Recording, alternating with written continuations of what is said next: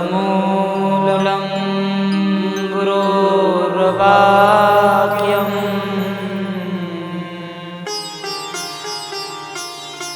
મોક્ષમૂલં ગુરુકૃપા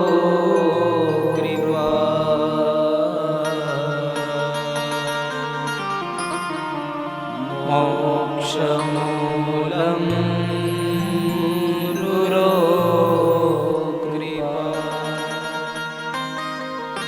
સદગુરુદેવ કી જય. સનાતન ધર્મ કી જય. ભારત માતા કી જય.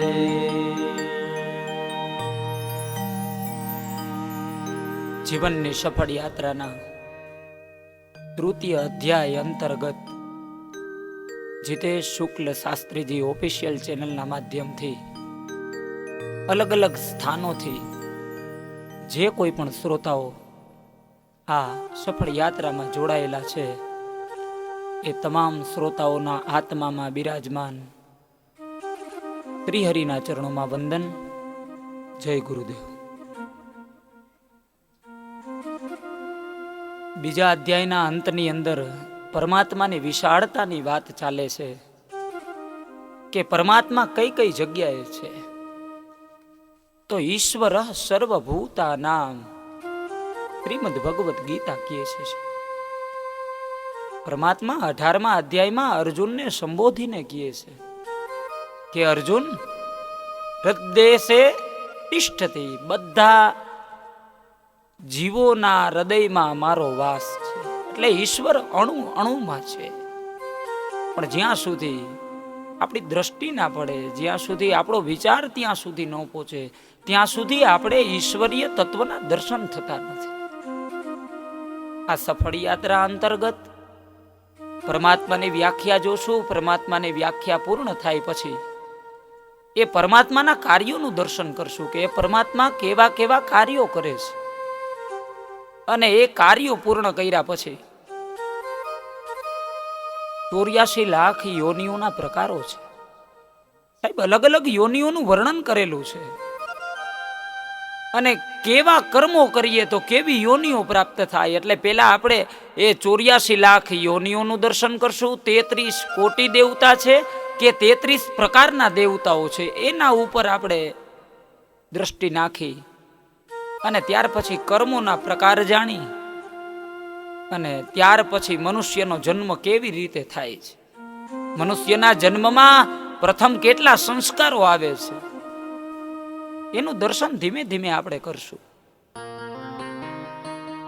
પ્રથમ 2 અધ્યાયની અંદર આપે મને શ્રવણ કર્યો, આપે શેર પણ કર્યું હશે, લોકો સુધી પહોંચાડ્યું હશે, એ બદલ હું આપનો ખૂબ ખૂબ આભાર વ્યક્ત કરું છું. કારણ કે પેલા જ અધ્યાયની અંદર વાત કરી કે સત્ય છે એ સત્યનો પ્રચાર કરવો પડે છે અને અસત્ય છે એનો પ્રચાર નથી કરવો પડતો, એ આપોઆપ પ્રસિદ્ધ થઈ જાય છે.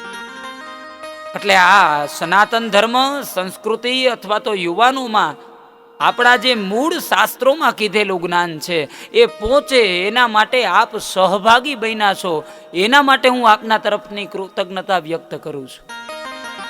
બીજા અધ્યાયના અંતમાં આપણે પરમાત્માની વિશાળતાની વાત કરી કે એ શેઠિયો કેવો હશે સાહેબ.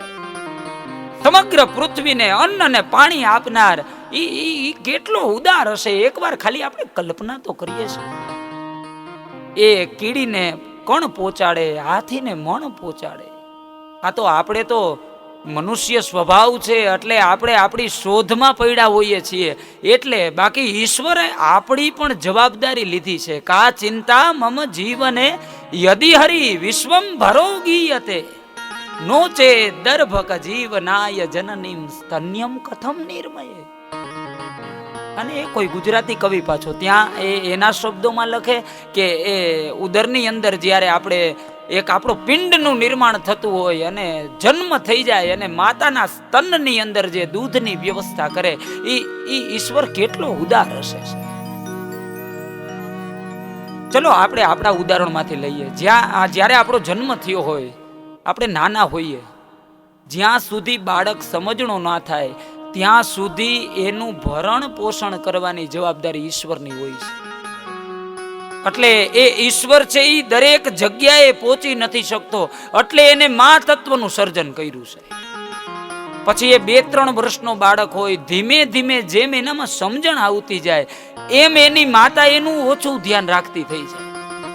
પછી એ 5 વર્ષનો થાય, 10 વર્ષનો થાય, અને પછી જ્યારે પૂર્ણ એને ખબર પડી જાય કે હવે આનામાં સમજણ આવી ગઈ છે, આ પોતે પોતાનું જાતે કરી શકે એમ છે, પછી આપણી જવાબદારી માતા લેતી નથી.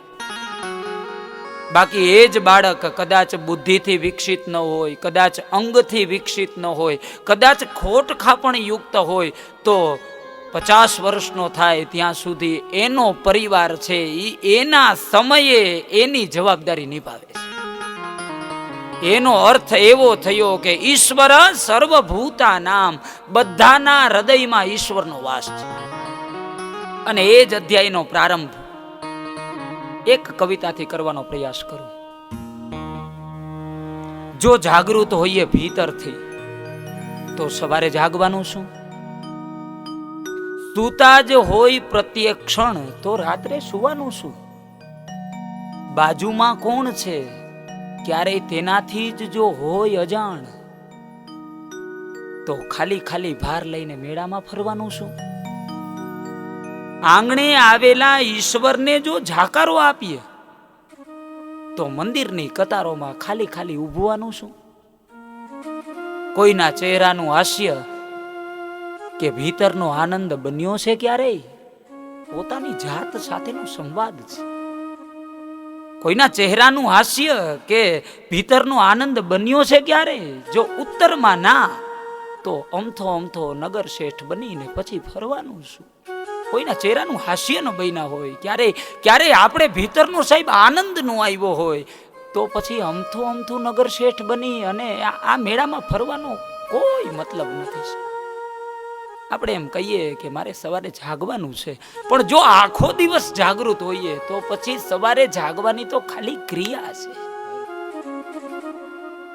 અને આખો દિવસ જો સૂતા જ હોઈએ તો પછી રાત્રે સુવાનું શું? આખો દી તો આપણે સૂતા જ છીએ.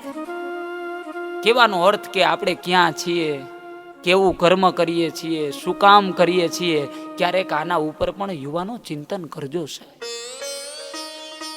ઘણી વખત આપણે એ જ ખબર નથી હોતી કે આપણે શું કામ કરીએ છીએ, શેના માટે કરીએ છીએ અને આપણું ધ્યેય શું છે. સાવ ગુજરાતીમાં કહીએ તો સરનામા વિનાની ટપાલ કહેવાય. આપણે ખબર જ નથી કે આ ટપાલને ક્યાં પહોંચાડવાની છે.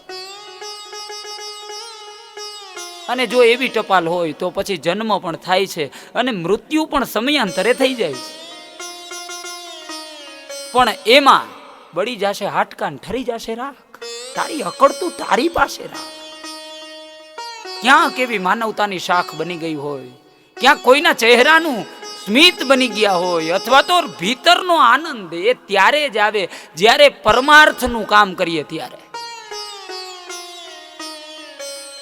એક મહાન તત્વચિંતકે પરમાત્માની વ્યાખ્યાઓ કરેલી છે. પેલા આત્માની વ્યાખ્યા કરેલી છે. આત્મા કોને કહેવાય?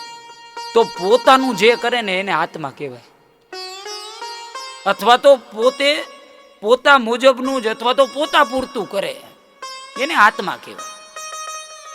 પછી બીજી પદવી આવે મહાત્માની, જે પોતાનું તો કરે પણ સાથે સાથે આજુબાજુમાં જે જોડાયેલા હોય, પુત્ર, પરિવાર, ભાઈ, પછી કુટુંબ, પછી સમાજ અને વધીને રાષ્ટ્ર, એનું કલ્યાણ હિત છે. એટલે એને મહાત્મા કીધા છે. અને ત્રીજા વિભાગની અંદર આવે પરમાત્મા, જે હંમેશાને માટે બીજાનું ચિંતન કરે, હંમેશાને માટે પરોપકારની ભાવના જેનામાં હોય, એને પરમાત્મા કીધા છે. આ સમગ્ર પૃથ્વીની અંદર આપણે જેટલું પણ દર્શન કરીએ, જેટલી પણ પ્રકૃતિ જોઈએ, પરમાત્મા શબ્દનો એક અર્થ કુદરત પણ થાય. કુદરત એટલે નેચર. તો એ જે અષ્ટધા પ્રકૃતિ છે, એ પ્રકૃતિને આપણે કાંઈ આપીએ કે ના આપીએ, પણ પ્રકૃતિ તો આપણે આપે જ છે. અને એ પણ નિસ્વાર્થ ભાવે આપે છે. આપણે તો હાલતા ચાલતા બગીચામાં જઈએ, ત્યાંથી ગુલાબનું ફૂલ ચૂંટીએ અને ગુલાબનું ફૂલ લઈ અને પછી પાછા ભગવાનના શરણમાં જઈએ અને ભગવાનની પાસે પ્રાર્થના કરીએ, વિદ્યા બુદ્ધિ ધનેશ્વર્યમ પુત્ર પૌત્રાદિ સંપદ પુષ્પાંજલિ મયા દત્તમ ગૃહાણ પરમેશ્વર. હે પરમાત્મા, હું તને પુષ્પની અંજલિ આપું છું, તું મને આટલી બધી વસ્તુઓ આપ. હવે પરમાત્માની જ વસ્તુ હતી અને પરમાત્માને જ અર્પણ કરીશ, અને એમાં આપણે 6 વસ્તુ માગી લઈશ. અને છતાંય પણ એ એટલો બધો ઉદાર શેઠિયો છે કે સાહેબ તમને આપે છે. આવો જ્યારે આપણામાં ભાવ જાગે ત્યારે સમજવાનું કે હવે ભીતરની અંદર સુષુપ્ત પડેલો જે પરમાત્મા છે એ વિરાટ રૂપમાં આવી ગયો છે. સમજવાનું કે હવે આવરણો દૂર થતા જાય છે. હજી એક નાનકડું ઉદાહરણ સમજાવી, કારણ કે મારે તમને ભગવાન શબ્દનો અર્થ સમજાવવો છે, ભગવાન શબ્દની વ્યાખ્યા સમજાવી છે અને એ પ્રકૃતિ સુધી તમને લઈ જવાનો પ્રયાસ કરવો છે. એક બંધ મકાન હોય, એ રંગ રોગાન કરેલું હોય અને 2-4 મહિના 6 મહિના સુધી એની અંદર હલનચલન ના થાય, અને પછી આપણે આવીએ ને તો એમાં બાવા જારા જામેલા હોય, એ ગમે તેવો કલર કરેલો હોય પણ એમાં ધૂળ જામી ગઈ હોય. પછી એ માતાઓ બહેનો હાથમાં સાવરણી લે અને એ સાવરણીથી આખા મકાનને ઝાટકે અને પછી પાણીની ડોલ ભરે અને જે બી છાલક મારે ને ત્યાં એ મૂળ જે રંગ છે એ રંગ પાછો નિખાર પામે છે અને જેટલું સુંદર મકાન હોય એટલું જ સુંદર પાછું મકાન દેખાય છે. એમ જ્યારે આપણા જીવનમાં કોઈ સદગુરુ આવે અને કામ, ક્રોધ, લોભ, ઈર્ષા, અહંકાર, રાગ, દ્વેષ આ બધાના જે આવરણો ચડેલા છે એ ગુરુ રૂપી ચેતનાને ખબર પડી જાય. એટલે હાથની અંદર મંત્ર રૂપી, ભજન રૂપી, નામ રૂપી, માળા રૂપી જલની ડોલ ભરે અને એક છાલક મારે એટલે એ બધા આવરણો દૂર થઈ જાય. જેવા આવરણો દૂર થઈ જાય એટલે ભીતરની અંદર પડેલો જે દીપનો પ્રકાશ છે એ પાછો બહાર ફેલાવાના. અહમ વૈશ્વાનરો ભૂતવા ઈશ્વર સર્વભૂતાનામ. શ્રીમદ ભગવદ ગીતા તમે જો, ભગવાને અર્જુનને એક વાર જગાડીને કીધું છે કે હે અર્જુન, બધી જગ્યાએ હું જ છું. ભાષાંસી જીર્ણાની યથા વિહાય. હે અર્જુન, આ તો શરીર છે ઈ વસ્ત્રો બદલાવે છે, પણ એની અંદર ભીતરમાં પડેલો જીવાત્મા તો એક જ છે. શ્રીમદ ભાગવતના 2 સ્કંદના 9મા અધ્યાયના 32મા શ્લોકમાં પણ વ્યાસજી એનું વર્ણન કરે છે કે સૃષ્ટિ પહેલા પણ હું હતો, મધ્યમાં પણ હું છું, એનું સંચાલન જે કરું છું એ પણ હું છું, અને જ્યારે સમગ્ર સૃષ્ટિનો લય થઈ જાય પછી જે શેષ વધે એ પણ હું જ છું. અહમેવાસમેવાગ્રે નાન્યદ્યદ સદસ પરમ પશ્ચાદહં યદેતચ્ચ યોવશિષ્યેત સોऽસ્મિ. અહમ એવ અગ્રે. સૃષ્ટિની પહેલા પણ હું જ હતો, મારા સિવાય કશું જ નતું. ન અન્યદ, મારા સિવાય કઈ નતું. સર્વમ ખલ્વિદમ એવાહમ નાન્યદસ્તિ સનાતનમ. શ્રીમદ દેવી ભાગવત બ્રહ્મસૂત્રમાં વ્યાસજી લખે, જન્માદ્યસ્ય યતઃ જન્મના આદિ પેલા પણ એ હતા, જન્મના મધ્યમાં પણ એ છે, અને જન્મ પૂર્ણ થાય પછી અંતની અંદર પણ એ છે. તદ અસત પરમ એટલે કે સૃષ્ટિ પહેલા પણ એના સિવાય કાંઈ નહોતું. સૃષ્ટિના મધ્યમાં એટલે કે ઉત્પન્ન થયા પછી પણ સંસારમાં જે કાંઈ પણ દેખાય છે એ ઈશ્વર જ છે. અને પશ્ચાદ અહમ યદે તચ્ચ, પશ્ચાદ અપી અહમ, પાછળ પણ હું જ છું. અને યોવ શિષ્યેત સહ અસ્મિ એવમ, પાછળ જે શેષ રહીએ છે એ પણ હું જ છું. પરમાત્માની વિશાળ વ્યાખ્યા છે સાહેબ. સમગ્ર બ્રહ્માંડના અણુ અણુમાં જ્યાં આપણે દર્શન થાય એ બધું ઈશ્વરીય તત્વ જ છે. એનાથી પર એક પણ વસ્તુ નથી. યહ પૃથિવ્યામ તિષ્ઠન પૃથ્વીમ યમયતિ યમ પૃથ્વીમ ન વેદઃ, જે પૃથ્વીમાં રહી અને સમગ્ર પૃથ્વીનું નિયમન કરે છે, છતાં પણ પૃથ્વી જેને જોઈ શકતી નથી એ ઈશ્વર છે. કર્તુમ અકર્તુમ અન્યથા કર્તુમ જાનાતિ ઇતિ ઈશ્વર. કર્તુમ એટલે કે શું કરવું, અકર્તુમ એટલે કે શું ન કરવું, અને અન્યથા કર્તુમ એટલે એક તો શું કરવું, એક તો શું ન કરવું, અને એ બંનેની વચારે શું કરવું એની જેને ખબર છે, એનું જે નિયમન કરે છે એને ઈશ્વર કીધો છે. સચ્ચિદાનંદ રૂપાય વિશ્વોત્પત્યાદિ હેતવે, બહુ પ્રચલિત શ્લોક છે અને આપણે બધાને આવડતો હશે. સત ચિત અને આનંદ સ્વરૂપ છે એને પરમાત્મા કીધા છે. વિશ્વોત્પત્યાદિ હેતવે એટલે કે વિશ્વની ઉત્પત્તિ, સ્થિતિ અને લય. એટલે એક તો સમગ્ર વિશ્વની ઉત્પત્તિ કરનાર કોઈ તત્વ છે એ પરમાત્મા છે, એ ભગવાન છે, એ ઈશ્વર છે. સ્થિતિ એટલે કે સમગ્ર બ્રહ્માંડનું સંચાલન કરવું એ પણ પરમાત્મા કરે છે, અને લય એ પણ ઈશ્વર કરે છે. પણ આપણી વાત એટલી છે કે આપણે પેલા ઈશ્વર સુધી જતા નથી. આપણી જ્યાં તાકાત પૂરી થાય પછી આપણે ઈશ્વર સુધી જાય છે. જ્યારે શાસ્ત્ર એમ કહે છે કે જ્યાં મનુષ્યની અથવા તો યંત્રની સંપૂર્ણ તાકાતની પૂર્ણાહુતિ થાય ત્યાંથી ઈશ્વરના સામર્થ્યનો પ્રારંભ થાય. જ્યાં સુધી બીમાર હોઈએ અને આપણાથી બધું પૂર્ણ થઈ જાય ત્યાં સુધી આપણે ઈશ્વરને એકાદ વાર પણ યાદ કરતા નથી. અને બધું પૂર્ણ થઈ જાય પછી આપણે ખબર પડી જાય કે હવે તો મને કોઈ યંત્રો છે એ બચાવી શકવા સમર્થ નથી. અને પછી આપણે ઈશ્વરને કહીએ કે હવે તો ભગવાન તું કરી ઠીક. એનો અર્થ એવો નથી, હું એવું નથી કહેતો કે ત્યાં ન જવું જોઈએ, એ ક્રિયા ન કરવી જોઈએ. પણ જો પેલા જ આપણી અંદર આ ભાવ આવી જાય તો કદાચ મને એવું લાગે કે એ યાત્રા છે એ થોડી ટૂંકી થઈ જાય. કારણ કે ભાવો હિ વિદ્યતે દેવ.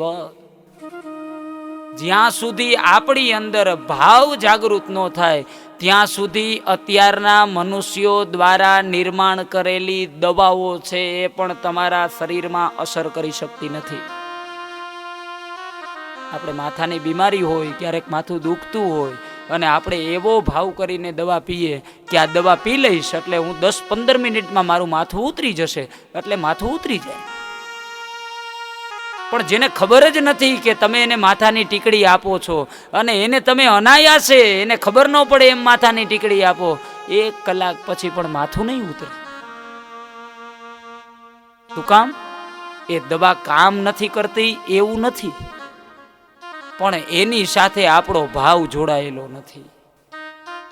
જ્યાં સુધી આપણો કોઈ પણ ક્રિયામાં, કોઈ પણ કર્મમાં જ્યાં સુધી ભાવ જોડાયેલો નહીં હોય ત્યાં સુધી આપણે એનો આનંદ નહીં લઈ શકીએ.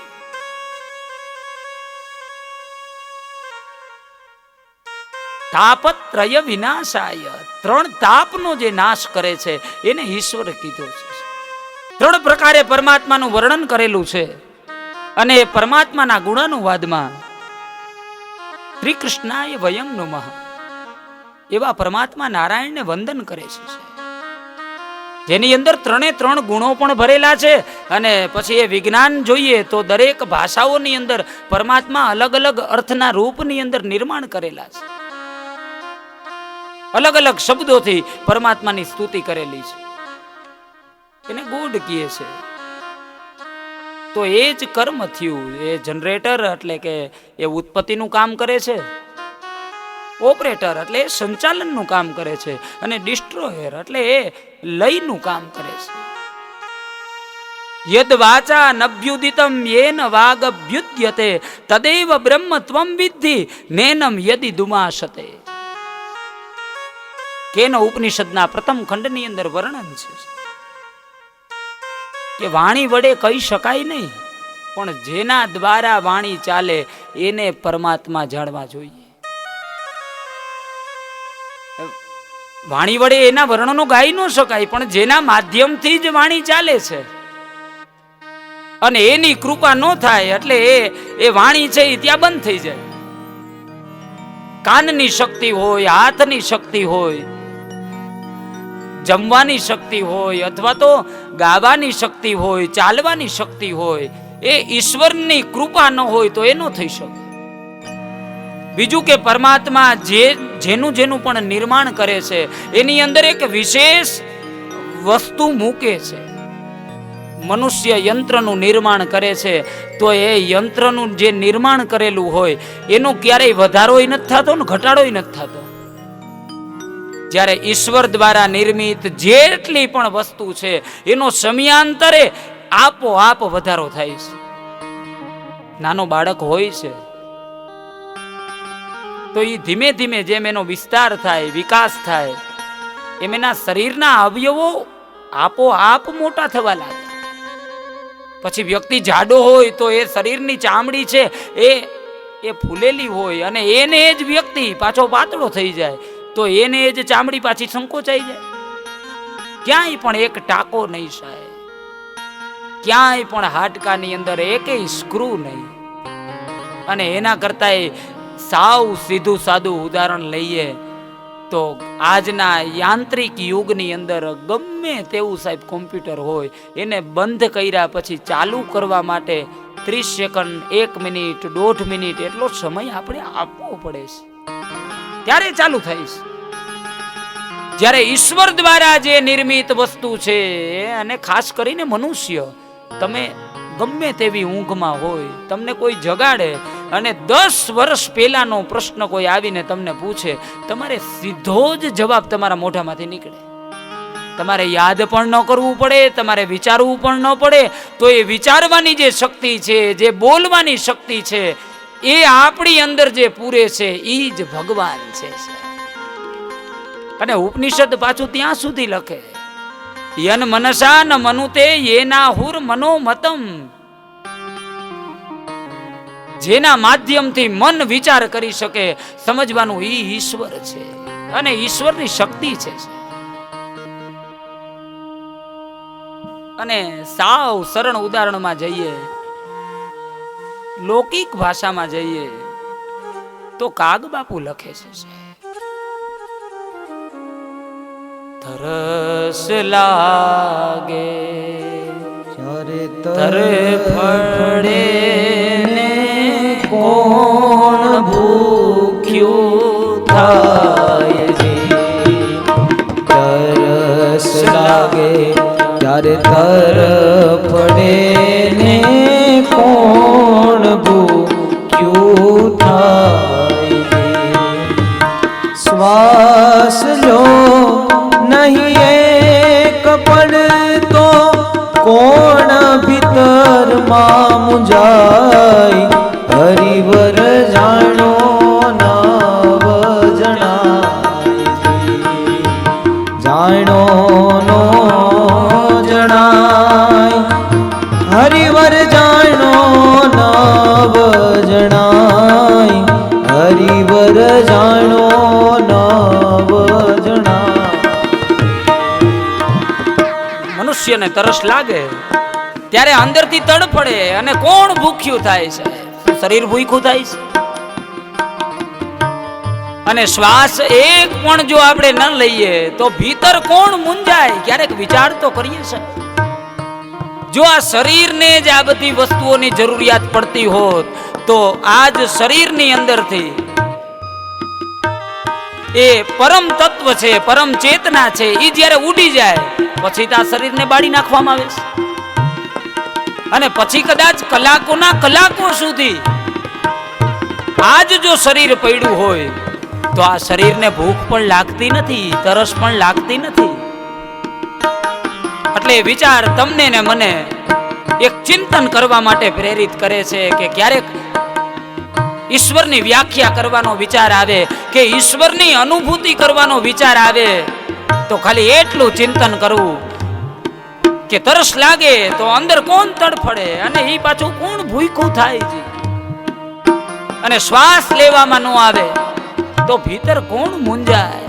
હરિવર જાણ્યો ન જાય. ઈશ્વરને કદાચ ગમે તેટલા જાણવાનો પ્રયાસ કરીએ પણ એ જાણી શકવા માટે આપણે અસમર્થ છીએ. પણ ત્યાં પહોંચવા માટેની યાત્રા નક્કી છે. અને જો એના પ્રયાસો કરવામાં આવે તો કદાચ બહુ ઝાઝા વર્ષો નહીં, થોડા સમયમાં આપણે એની અનુભૂતિ પણ કરી શકીએ છીએ. પણ સમાજ એને ગાંડા સાબિત કરે છે. ભાવ વધુ આવી જાય, ભક્તિ વધી જાય, મંદિરે જવાનું ચાલુ કરીએ અથવા તો માળા ચાલુ કરીએ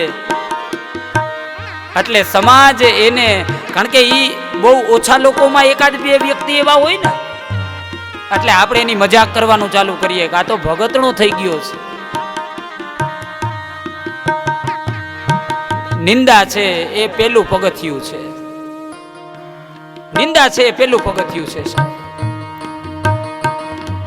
એ પગથિયાનો સ્વીકાર થઈ જાય તો કદાચ એવું કહી શકાય કે ઈશ્વર તરફની આપણી જે ગતિ છે ને એમાં અડધો કચરો સાફ થઈ ગયો ગણાય.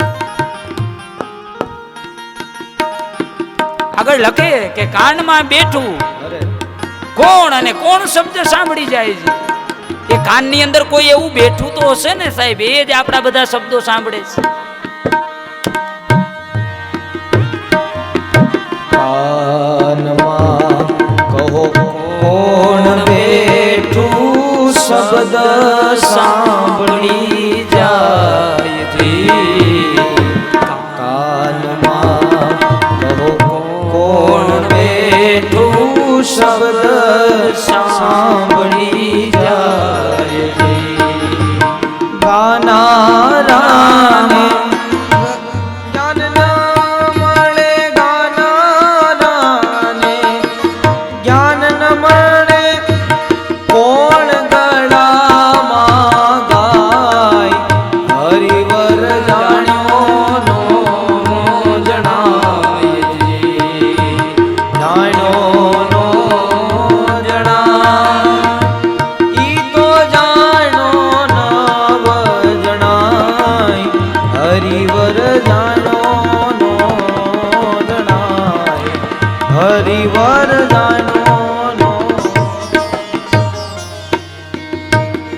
કાનની શક્તિ હોય, એ બોલવાની શક્તિ હોય, એ વાત કરવાની શક્તિ હોય અથવા તો અનુભવ કરવાની શક્તિ હોય, એ જ્યાંથી પ્રાપ્ત થાય છે એને ઈશ્વર કીધો છે. અને ઉપનિષદ પણ ત્યાં જ લઈ જાય. યત ચક્ષુષા ન પશ્યંતી યેન ચક્ષુષીમ પશ્યતિ. આંખ વડે જેને કોઈ જોઈ શકતું નથી પણ આંખ જેના માધ્યમથી જોવે છે એને તું ઈશ્વર જાણ. ઈશ્વર સુધી પહોંચવાના અનેક રસ્તાઓ છે, એની અનુભૂતિ કરવાના અનેક રસ્તાઓ છે, પણ એ તરફની ગતિ જ્યારે આપણે કરીએ ત્યારે બાકી બધી ક્રિયાઓ છે એ આપોઆપ થઈ જાય. કારણ કે જેમાંથી જે વસ્તુ નીકળી હોય એના તરફનું જ ખેંચાણ હોય. નદીઓ છે એ સમુદ્રમાંથી નીકળી છે એટલે અંતે દરેક નદીઓ છે એ સમુદ્ર તરફનું જ એનું ખેંચાણ હોય અને ત્યાં જ ભળવાની છે. કે એ જ સૂર્યનો તાપ લાગે, બાષ્પીભવન થાય, વાદળાઓ બંધાય અને પાછો એ જ વરસાદ પડે અને એ વરસાદ છે એ પાછો નદીમાં નાળામાં આવે અને ત્યાંથી એ જ નદી પાછી સમુદ્ર સુધી જાય. એટલે જેનામાંથી જેની ઉત્પત્તિ છે એના તરફનું જ એનું ખેંચાણ હોય, પણ આપણા વાડા કેટલા આડા કરેલા છે મહત્વ એનું છે. એ ધીમે ધીમે ધીમે એક એક ધોરિયાઓ ખોલતા જાય તો અંતે પાણી ત્યાં સુધી પહોંચી જ જાય.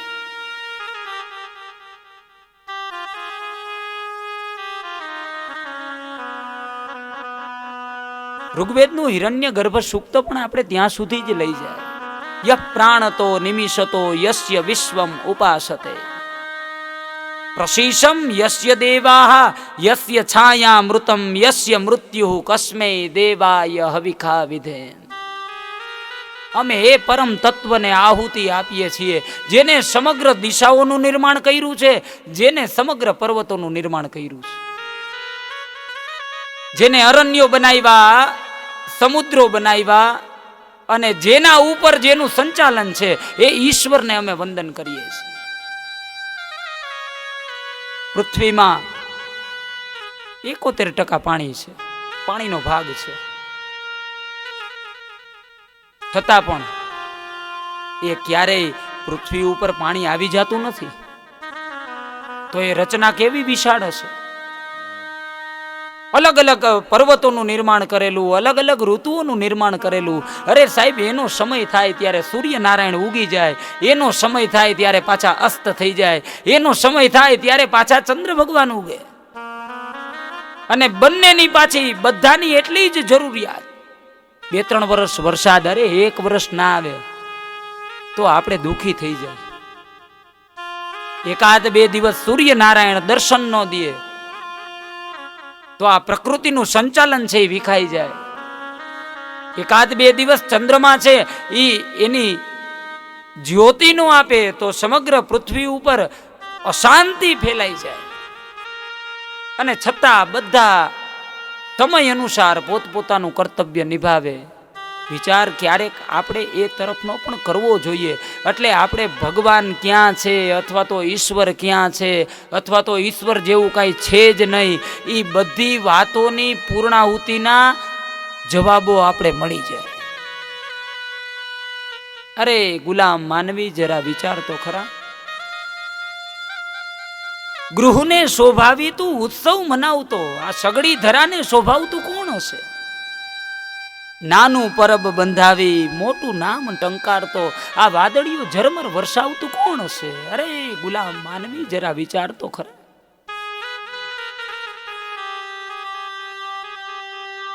વ્યક્તિને પરમાત્માનો ગુલામ કીધો છે. જ્યારે માનવ બની અને માણસ બની જાય ને, ત્યારે એની અંદર તમામ પ્રકારની જે અનુભૂતિઓ છે ને એ નષ્ટ થઈ જાય. એટલે આપણે દેશી ભાષામાં કોકને કહીએ, હવે તું માણસ જેવો તો થા. એટલે પેલો સ્ટેપ છે. એટલે અરે ગુલામ માનવી, જરા વિચાર તો ખરા. આપણે ગુલામ પરમાત્માના છીએ, અને છીએ જ સાહેબ. આ અત્યારના જે કાળ ચાલે છે એમાં કોઈનું ચાલ્યું. જો આપણું જ ચાલતું હોત તો આપણે બધી ટ્રાય કરી લે. પણ આપણું નથી ચાલતું એનો મતલબ આપણી ઉપર કોઈ પરમ તત્વ સંચાલન કરે છે. એ આજે, કાલે, 5 દિવસે, 50 દિવસે આપણે સ્વીકારવાનું જ છે. અને કદાચ આપણે ન પણ સ્વીકારીએ તો કાંઈ એનામાં થોડો ફેર પડવાનો છે? એ તો વ્યક્તિ દીઠ પોતાની પ્રકૃતિ છે. એક બીજ વાવી તું મુસીબત અનુભવતો, હમણાં અષાઢી બીજ આવશે. અને આપણે તો કૃષિ પ્રધાન દેશમાં છીએ.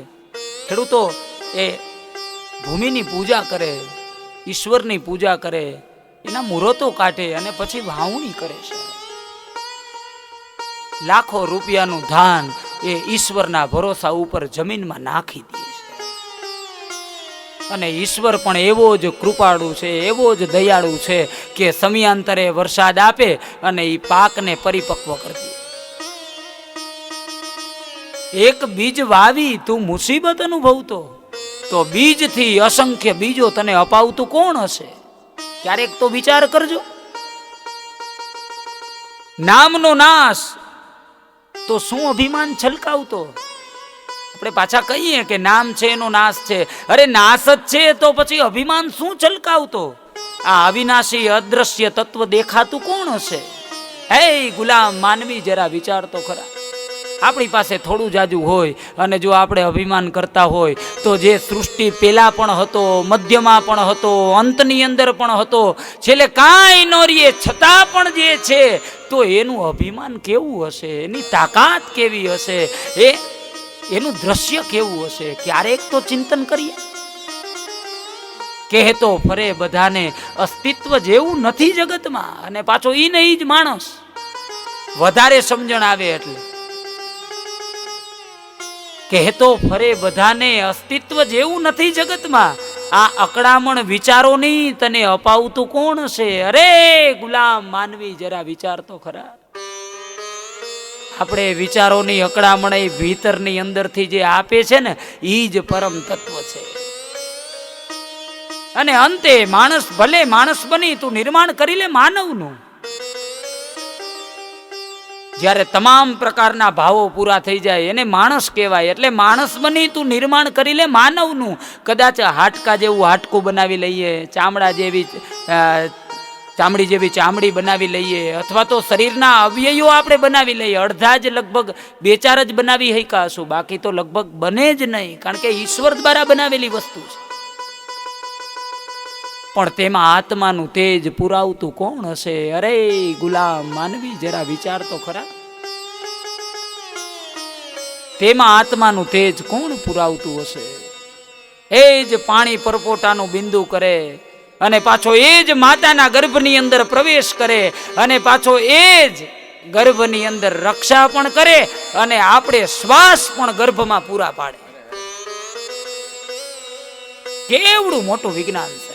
એક પાણીનું પરપોટું કરેલું હોય, ક્યારેક એનું ચિત્ર જોઈએ તોય આપણે ઈશ્વરની કલ્પના કરી શકીએ. બીજી બધી વ્યાખ્યાઓની તો જરૂરત જ ન પડે. કે એક પિંડ બને, પિંડમાંથી એક એક અવયવો આકાર પામે અને એ અવયવોની અંદર પાણીની વચારે તમને ને મને જે શ્વાસ પૂરા પાડે, એનાથી બીજી મોટી કોઈ ચેતના જ ન હોય. પણ આપણે એમ લાગે કે ઈશ્વર જેવું કાંઈ જગતની અંદર નથી. ત્યારે કોઈ સદગુરુના, કોઈ સંતના, કોઈ પરમાત્માના, કોઈ ભૂદેવના અથવા તો કોઈ સજ્જનના શરણમાં જવાનું અને એને પ્રાર્થના કરવાની કે પ્રભુ મંત્રરૂપી પાણીની ડોલ ભરો અને મારી ઉપર છટકાવ નાખો એટલે મારા આવરણો દૂર થાય. અસત્યો માં હેથી પ્રભુ પરમ સત્ય તું લઈ જા. એ આવરણો છે એટલે આપણે આપણા ભીતરમાં પડેલા ઈશ્વરના દર્શન થતા નથી. પણ એક પછી એક આવરણો દૂર થવા માંડે અને જેવા આવરણો દૂર થાય એટલે ઈશ્વરીય તત્વના સાહેબ તમને ને મને દર્શન થઈ જાય, કારણ કે એ તો ભીતરમાં જ પડ્યો છે. અને છેલ્લી લીટીમાં કાગબાપુ લખે છે, ક્યાંથી આવ્યો, ક્યાં વસ્યો અને પછી ઉડીને ક્યાં જાય છે. કોઈ પણ યાંત્રિક મશીનરી સાહેબ ગમે તેટલા આપણે સીટી સ્કેન કરાવીએ પણ એની અંદર ક્યાંય પણ અંદર આત્મા ક્યાં બેઠો છે એવું કોઈ સીટી સ્કેનમાં આપણે સાબિત કરી ન બતાવે. અને એ એવું તત્વ છે એ તો પાકું જ છે, કારણ કે ઈ જ્યારે શરીરમાંથી નીકળી જાય પછી આ શરીરની કોઈ કિંમત રહેતી નથી. તો એ કોઈ પરમ ચેતના તો છે જ. એટલે કાગબાપુ એ ઉપનિષદની, વેદની, પુરાણોની લૌકિક વાણીની અંદર વર્ણન કરે, ક્યાંથી આવ્યો, ક્યાં વસ્યો અને પાછો ક્યાં જાય છે. કે ક્યાંથી આવ્યો છે એની પણ આપણે ખબર નથી, કેવી રીતે વસે છે એની પણ ખબર નથી, અને પછી પાછો ક્યારે જાય છે એની ખબર નથી. અને કાગ છેટવે સરવાળામાં મુનિજનો મુંજાય. સાહેબ મુનિઓની મતિ છે એ નેતિ નેતિ કહી અને ત્યાં અટકી જાય. એ પરમ તત્વ, પરમ ચેતનાની વાત છે.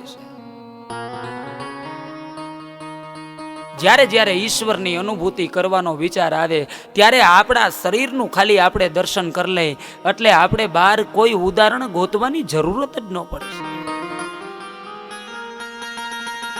ભગવાન શબ્દના અર્થ સુધી લઈ જવા છે. ભગવાન કોને કહેવાય છે? ભગવાન શબ્દનો અર્થ શું છે? આપણે બધા કોઈને કોઈ રીતે આપણા શબ્દોમાં આપણે વ્યાખ્યા કરતા હોઈએ છીએ કે ભગવાન આને કહેવાય, ભગવાન આને કહેવાય, ભગવાન આને કહેવાય. પણ પરમાત્માની વ્યાખ્યા શું છે સાહેબ? પ્રભુ તું આદિ છે, સૂચિ પુરુષ પુરાણ તું જ છે. હે પ્રભુ તું આદિ છો, તું સૂચિ પુરુષ છો અને તું જ પુરાણ છો.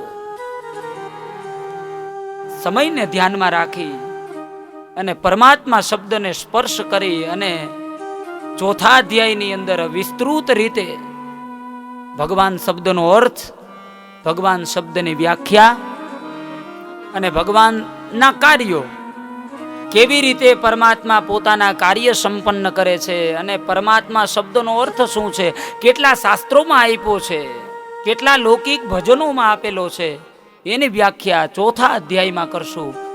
ત્રીજા અધ્યાયનું પુણ્ય અર્પણ કરીએ, પરમાત્માને પ્રાર્થના કરીએ કે આ જીવનની સફળ યાત્રા છે એ આપણા બધા માટે સફળ બને. ફરી પાછા શનિવારે રાત્રે 9 વાગ્યે મળીશું. ત્યાં સુધી સર્વને જય ગુરુદેવ, શુભરાત્રિ. હરે રામ હરે કૃષ્ણ, હરે રામ હરે કૃષ્ણ,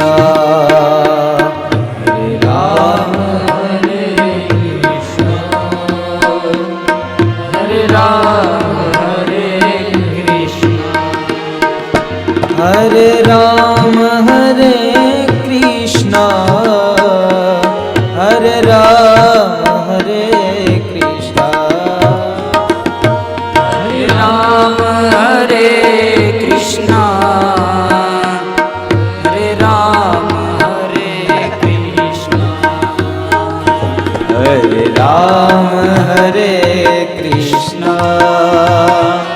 હરે રામ